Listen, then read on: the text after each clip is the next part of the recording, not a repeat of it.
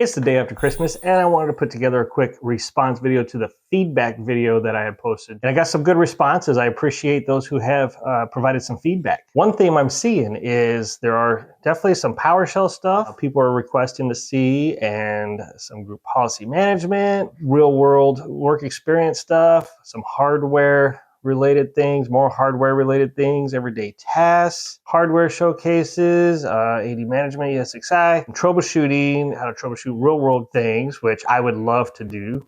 Windows Server, Active Directory, all that stuff. Anything I have time for, and the server stuff was a big sell. Help get into IT, Windows Server management stuff using Ansible and some other things, and again, more hardware stuff. I really appreciate you guys providing some feedback. Since I mentioned in the last video, this channel's been around since 2008, and I put everything together over the years, Linux, Windows stuff, hardware reviews, when companies were reaching out and sending me products. I wanted to kind of narrow down some focus here.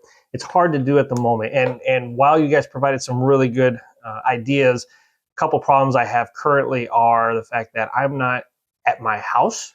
I am staying at a relative's house out in California. So I don't have access to the hardware that I really want to do. So maybe when I get back home, I can go purchase a couple pieces of hardware and I can put together some Windows Server stuff, some troubleshooting things, some AD management, group policy stuff. Being that I'm out here, out of state for a while, it's kind of hard to put something like that together.